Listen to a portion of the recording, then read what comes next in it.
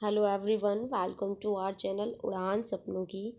आज हम करने जा रहे हैं क्लास 10th की साइंस की वर्कशीट नंबर 44, जो कि आपकी डेट 13 दिसंबर की है।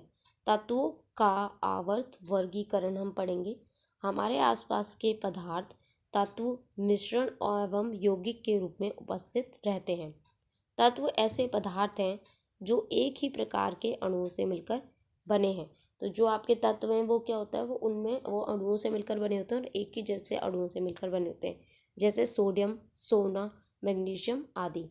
अभी तक 118 तत्व ज्ञात है, यानी कि 118 तत्वों के बारे में हमें पता है।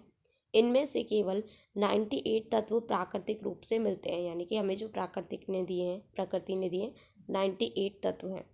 वर्गीकरण की आवश्यकता। अब जो ये तत्व हैं हम इनको वर्गीकरण करते हैं। वर्गीकरण क्यों करते हैं? तत्वों को सुव्यवस्थित ढंग से पढ़ने के लिए उनके अध्ययन को आसान बनाने हेतु उनका वर्गीकृत किया गया है। जैसे आप स्कूल जाते हो तो आपको भी सब बच्चे जो हैं उनको क्लास में डिस्ट्रीब्यूट किया गया है ना, अलग अलग बांटा गया है, ताकि पता चल जाए ये ए सेक्शन के बच्चे हैं, ये बी के, या सी के। ऐसे ही तत्व जो हैं उनका भी वर्गीकरण किया गया है।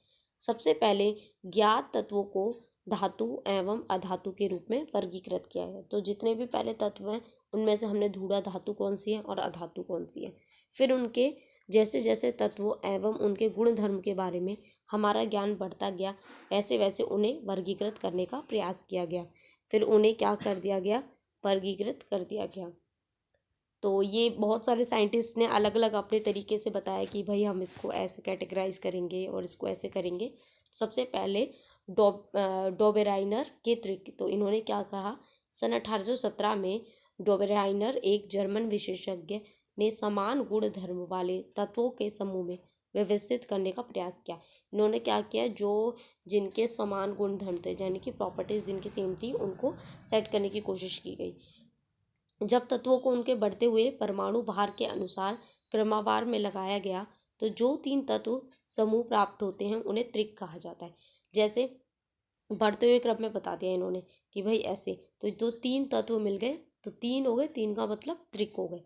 तो त्रिक के मध्य तत्व का परमाणु भार अन्य 2 तत्वों के परमाणु भार का माध्य होता था। जैसे ये फर्स्ट वाला हो गया, ये सेकंड हो गया, ये थर्ड हो गया। तो जो हम इन दोनों का जो परमाणु भार है, इन दोनों को जोड़ के जब हम 2 से भाग करेंगे तो जो भी आंसर आएगा वो हमारे सेकंड वाले तत्व के परमाणु भार के बराबर आएगा। तो ऐसा उन्होंने कहा। तो ये कि यहाँ से त्रिक दे रखी है, लिथियम हो गया, सोडियम हो गया, पोटेशियम हो गया, ये आपका दे रखा है। तो ये त्रिक दे रखा है, एक ही त्रिक दे रखा है।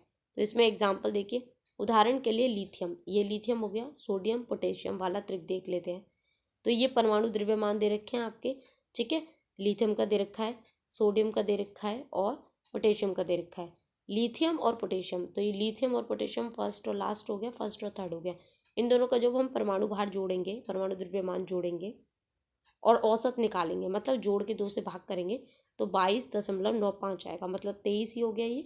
तो ये जो, और सोडियम का परमाणु द्रव्यमान कितना होता है? 23 होता है। तो ये सोडियम के परमाणु द्रव्यमान के बराबर आ गया, ठीक है। लेकिन इसकी कुछ सीमाएं भी थी। क्या सीमाएं थी? डोबेराइनर उस समय तक ज्ञात तत्वों में केवल 3 त्रिक ही ज्ञात कर सके, इसलिए त्रिक में वर्गीकृत करने की यह पद्धति सफल नहीं हुई। सिर्फ उन्होंने 3 त्रिक प्राप्त किए, 1 2 3। अब जो बाकी के तत्व बच गए उसमें तो ये प्रॉपर्टी नहीं लग पाई, तो इसलिए क्या हो गया? ये इसकी लिमिटेशन हो गई।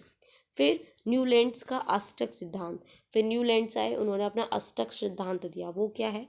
न्यूलैंड्स के तत्वों को बढ़ते परमाणु भ्रम भार के क्रम में व्यवस्थित किया गया। तो इन्होंने इनके परमाणु भार जो बढ़ता जा रहा है उसके हिसाब से इन्होंने सेट कर दिए, और उन्होंने पाया कि प्रत्येक 8वें तत्व के गुण पहले तत्व के समान थे, यानी कि जो 8वां तत्व है वो उसके गुण पहले तत्व के समान थे। इसकी तुलना संगीत के अष्टक से की गई, इसलिए इसे अष्टक का सिद्धांत कहा गया। जैसे लिथियम, सोडियम धातु के गुण समान है, ठीक है। तो ये लिथियम हो गया, सोडियम हो गया, तो पहला और बाद वाले का गुण उनका समान है। तो ये देखिए, अब ये संगीत का क्यों कहा गया? सा रे गा मा पा धा नी, तो ये अष्टक का सिद्धांत हो गया। तो लाइन से ये सेट कर दिए इनके अलग अलग, लेकिन इसमें भी कुछ सीमाएं थी। यह नियम केवल कैल्शियम धातु हल्के तत्वों तक लागू होता था, उसके बाद वालों को लागू नहीं होता था। नए तत्वों के गुण इस सारणी में मेल नहीं खाते थे। जो नए तत्व मिले उसमें मैच नहीं हो पाते थे।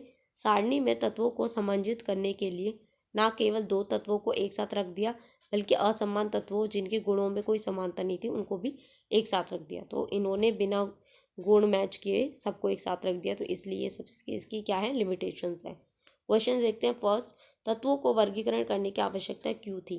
तो इसको आप यहाँ से ही लिख सकते हैं सीधा। तत्वों को सुव्यवस्थित ढंग से पढ़ने के लिए उनका अध्ययन को आसान बनाने हेतु उनको वर्गीकरण किया गया। यहाँ से आप लिख लेंगे वर्गीकरण किया गया, ठीक है, या फिर करने की ज़रूरत है, ये आप अपने हिसाब से लिख सकते हैं। फर्स्ट का आंसर हो जाएगा ये। सेकंड है आपका, ऐसे 3 तत्वों के नाम लिखे जो डोबेराइनर ने त्रिक को दर्शाते हैं। तो 3 तत्व आप यहाँ से लिख लीजिएगा, लिथियम, सोडियम और पोटेशियम, सीधा यहीं से लिख लीजिएगा। सेकंड आपका आंसर हो जाएगा। फिर थर्ड पूछा है, न्यूलैंड्स ने तत्वों को 8 तत्वों के क्षितिज पंक्तियों में विभक्त किया, सत्य और असत्य। तो हाँ, 8 में किया उसने, 1 2 3 4 5 6 7। अष्टक था तो वो अष्ट हो गए, ठीक है। तो ये आपका क्या हो जाएगा, सत्य हो जाएगा। तो देखिए जो आपका थर्ड है, न्यूलैंड ने तत्वों को 8 तत्वों की क्षितिज पंक्तियों में विभक्त किया। तो इसमें ये लिखा हुआ है, ने तत्वों को 8 तत्वों की क्षितिज पंक्तियों में। अब यहाँ से देखिए, एक क्षितिज मतलब ऐसे, ठीक है। तो ये कितनी हुई, 1 2 3 4 5 6 7, ये तो 7 है, अष्टक नहीं है, तो ये आपका क्या हो जाएगा, असत्य हो जाएगा। फोर्थ पूछा है, न्यूलैंड्स के अष्टक नियमन की 2 सीमाएं लिखी।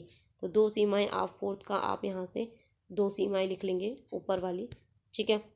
इसके बाद फिफ्थ है, क्या नीचे दिए गए तत्वों के समूह डोबेनाइट को त्रिक के रूप में वर्गीकृत किए जा सकते हैं या नहीं? तो ये बहुत इजी है। फर्स्ट में देखिए, Na, आप ऐसे लिखिए NaSi, फिर क्या है आपका Cl। तो Na ये आपको इन्होंने दे रखा है, Na का क्या है 23, Si का कितना है सिलिकॉन का यानी कि 28, और Cl का कितना है 35। तो फर्स्ट वाले में आप क्या करेंगे, 23 + 35, इसको 2 से डिवाइड करके देखेंगे, ठीक है। तो जब आप इसको 2 से डिवाइड करेंगे तो ये आपका 28 के बराबर आना चाहिए। तो हम ऐड कर लेते हैं, 3 और 5 8, 2 और 3 5 अपॉन में 2। तो आप इसको डिवाइड करेंगे, कितना आएगा, 2 2 ज़ा 4, ठीक है, और 2 9 ज़ा 18। तो ये आपका कितना आ जाएगा 29। तो ये सिलिकॉन के बराबर आ रहा है, ऑलमोस्ट बराबर आ रहा है, ठीक है। सेकेंड देखिए, Be, Mg और Ca। तो Be का क्या है, बेरियम का 9, Mg मैग्नीशियम का 24, और कैल्शियम Ca का कितना है आपका, Ca का 40। तो यहाँ भी देखिए हम करते हैं 9 + 40 अपॉन में 2। तो जब आप इसको ऐड करेंगे 49 अपॉन में 2 आ जाएगा। अब इसको डिवाइड कीजिए, 2 2 ज़ा 4, 2 4 ज़ा 8, 24.5। तो ये आपका आ रहा है, ठीक है। मैग्नीशियम का 24 होता है, ये 24.5 आ रहा है। तो इसमें सेकेंड का आपका आंसर हाँ हो जाएगा, और फर्स्ट वाले में आपका नो हो जाएगा क्योंकि 28 और 29 है। तो ये आप ऐसे सॉल्व करके दिखा सकते हैं। यहाँ आपकी वर्कशीट फिनिश होती है।